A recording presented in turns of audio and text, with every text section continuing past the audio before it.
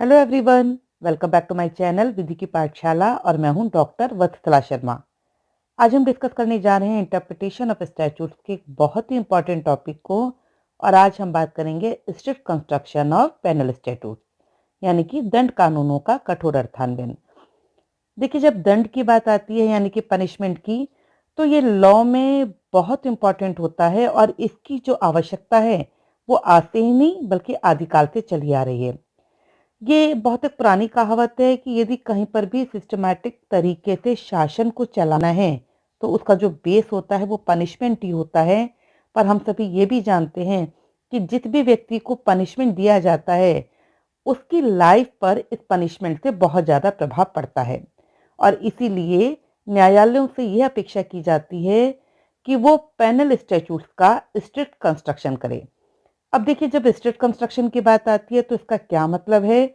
Strict construction से meaning ये आ जाता है कि जब कोर्ट में जो भी पेनल लॉ है उसमें जो भी प्रोविजंस दिए गए हैं, तो जब जो कोर्ट है उनका विस्तृत एक्सप्लेनेशन नहीं करते, विस्तृत व्याख्या नहीं करते, बल्कि उस लॉ में जो वर्ड जो भी दिए गए हैं उनकी सीमा में रहकर ही जब कार्य करेंगे तो उसी को ही स्ट्रिक्ट कंस्ट्रक्शन कहा जाता है। और इसके पीछे देखिए रीज़न ये है कि हम सभी ने सुना हुआ है कि चाहे 100 अपराधियों को छोड़ दिया जाए लेकिन कभी भी किसी निर्दोष को पनिशमेंट नहीं मिलना चाहिए। तो यहाँ पर कहने का मतलब ये आ जाता है कि यदि किसी पेनल स्टैट्यूट्स में कोई एम्बिगिटी है, कोई डाउट है और यदि प्रोविज़न के एक से ज़्यादा मीनिंग निकल कर के आ रहे हैं, तो उस पर्सन के फ़ेवर में ही डिसीज़न दिया जाना चाहिए जिसको कि लायबल बनाया जा रहा है, यानी कि जिस पर पेनल्टी लगाई जानी है।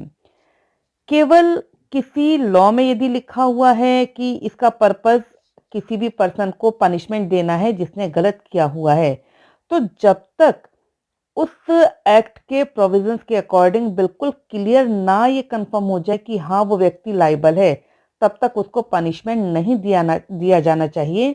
और इसी को ही स्ट्रिक्ट कंस्ट्रक्शन कहा जाता है, यानी कि जितनी वर्डिंग लिखी गई हैं उन्हीं की लिमिट में रह करके ही जब जजेस इंटरप्रिटेशन करेंगे तो वही स्ट्रिक्ट कंस्ट्रक्शन कहलाता है। पेनल स्टैट्यूट्स के कंस्ट्रक्शन के बारे में मैक्सवेल ने देखिए कुछ बातें बताई हैं। क्या क्या बातें हैं? नंबर एक, किसी भी ऑफेंस को बताने के लिए बिल्कुल क्लियर लैंग्वेज वहां पर यूज में आनी चाहिए। सेकेंड, पेनल लॉज में जब स्ट्रिक्ट कंस्ट्रक्शन किया जाएगा तो उस समय जो ऑफेंस के जो एलिमेंट हैं वो बिल्कुल स्थिर होने चाहिए। देन पनिशमेंट के संबंध में जो भी कानूनी शर्तें हैं या जो भी हम जुडिशियल प्रेसिडेंट की बात करते हैं उनको फॉलो करना चाहिए। And in the last, court को पेनल स्टैट्यूट्स का स्ट्रिक्टली कंस्ट्रक्शन करते समय उस लॉ में जो प्रोसीजर बताया गया हो, जो प्रक्रिया बताई गई हो, उसी के अकॉर्डिंग वहां पर उसको इंटरप्रेट करना चाहिए। तो देखिए यहाँ पर बिल्कुल कहा गया है, जब तक किसी लॉ की लैंग्वेज किसी भी काम को बिल्कुल क्लियरली ऑफेंस नहीं बताती है, तब तक उस काम को ऑफेंस नहीं माना जाना चाहिए। अब इसको हम समझते हैं कुछ लीडिंग केसेस के थ्रू। तो चलिए सबसे पहले बात करते हैं Tolaram versus state of Bombay, 1954 का ये केस है। और इस केस में भी सुप्रीम कोर्ट का जजमेंट देते हुए जस्टिस महाजन ने कहा था कि किसी यदि एक पीनल लॉ के एक से ज़्यादा मतलब उसके किसी भी प्रोविज़न के 2 या 2 से ज़्यादा मीनिंग निकल कर के आ रहे हों, तो कोर्ट को हमेशा उसी मीनिंग को ही अप्लाई करना चाहिए जिससे कि जिस व्यक्ति के ऊपर पेनल्टी इंपोज की जा रही है उसके फेवर में बात हो सके। सेकेंड हम बात करते हैं Inder Sen versus state of Punjab, 1973 का केस ये है। यहाँ पर क्वेश्चन ये उठा था कि क्या अफीम का किसी व्यक्ति के पास पाया जाना ही ओपियम एक्ट 1800 एक्ट के सेक्शन 9 के अधीन अपराध है। तो देखिए यहाँ पर भी सुप्रीम कोर्ट ने कहा कि एक्ट का जो सेक्शन 9 है वहां पर ये जो वर्ड है पोजीशन में होना पूरी तरीके से क्लियर नहीं है कि वो इंटेंशनली कहा गया है या किस तरीके से पोजीशन की बात की गई है। और ये जो एक्ट है ये एक पेनल स्टैट्यूट है, तो यहाँ पर यदि 2 मीनिंग निकल कर के आ रहे हैं, 2 रीज़नेबल मीनिंग निकल कर के आ रहे हैं, तो यहाँ पर इसको अपीलेंट के फ़ेवर में एक्सप्लेन किया जाना चाहिए, यानी कि यहाँ पर अपीलेंट के फ़ेवर में ही बात की जानी चाहिए। देन इसी तरीके से इकबाल सिंह मारवा वर्सेस मीनाक्षी मारवा के केस में भी, ये 2005 का केस है, यहाँ पर भी सुप्रीम कोर्ट ने कहा कि पेनल स्टैट्यूट्स का कंस्ट्रक्शन इस तरीके से किया जाना चाहिए जिससे कि मिसचीफ दब सके और लेजिस्लेशन ने जिस इंटेंशन को लेकर के जो लॉ बनाया है उसको बढ़ावा मिल सके, जिस भी बात के लिए उस लॉ के प्रोविजंस को बनाया गया है वही जो एम है वही पर्पस फुलफिल होना चाहिए। देन लीडिंग केस हमारे कहा जाता है state of Punjab versus Ram Singh, 1992 का ये सुप्रीम कोर्ट का केस है। इस केस में अपीलेंट कांस्टेबल अपनी ड्यूटीज को परफॉर्म करते समय, जो वो अपनी ऑफिशियल ड्यूटीज को परफॉर्म कर रहा था और वो बहुत ज़्यादा उसने ड्रिंक करी हुई थी और अपने सरकारी रिवॉल्वर के साथ वो बाजार में घूमते हुए पाया गया। जब उसे मेडिकल एग्जामिनेशन के लिए मेडिकल ऑफिसर के पास भेजा गया तो उसने उन्हें गालियां दी। यहाँ पर सुप्रीम कोर्ट ने इस बात को डिक्लेयर किया कि ये जो अपीलेंट था ये इस तरीके से ड्रिंक करके इस तरह के रॉन्गफुल कामों को करने का आदी था, तो यहाँ पर इसको पनिशमेंट मिलना ही चाहिए। देन नेक्स्ट केस हम डिस्कस करने जा रहे हैं Kedarnath versus state of West Bengal का केस। इस केस में हुआ ये था कि 1947 में अपीलेंट के द्वारा किसी एक्ट के अंदर कोई एक ऑफेंस किया गया जिसे कि इम्प्रिजनमेंट अथवा फाइन या फिर दोनों से पनिशमेंट उसको उस पर पेनल्टी लगाई जा सकती थी। 1949 में इस एक्ट को अमेंड कर दिया गया और जुर्माने की राशि को बढ़ाकर जो ऑफेंडर ने जो अपराध कारित करके जितनी राशि ली थी उसके बराबर कर दिया।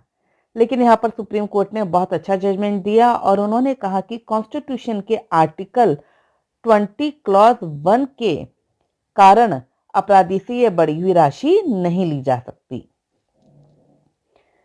Next Ranjit versus state of Maharashtra का केस है, 1965 का बहुत ही इंपॉर्टेंट केस है और यहाँ पर यह हुआ कि अपीलेंट को एक ऑब्सीन बुक बेचने के आरोप में आईपीसी के सेक्शन 292 के अंदर लायबल बनाया गया।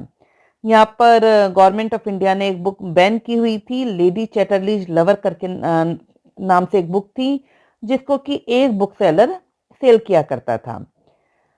अब देखिए यहाँ पर अपीलेंट ने अपने बचाव में क्या कहा, उसने कहा कि भाई मैं तो एक बुक सेलर हूँ और मेरी दुकान में तो बहुत सारी किताबें आती हैं, तो मुझे नहीं पता कि इस बुक के अंदर क्या मटेरियल है। लेकिन यहाँ पर सुप्रीम कोर्ट ने कहा कि सेक्शन 292 केवल एक बार पढ़ने से क्लियर हो जाता है कि इस सेक्शन के अंदर यहाँ पर दोष सिद्धि के लिए मेंस रिया को साबित किया जाना आवश्यक नहीं है।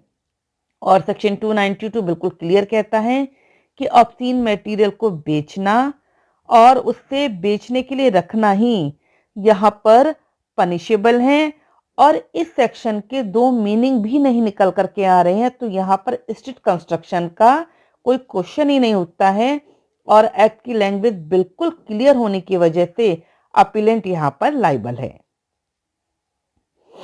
नेक्स्ट हम बात करने जा रहे हैं state of Kerala versus Mathai Varghese, 1987 का ये सुप्रीम कोर्ट का केस है।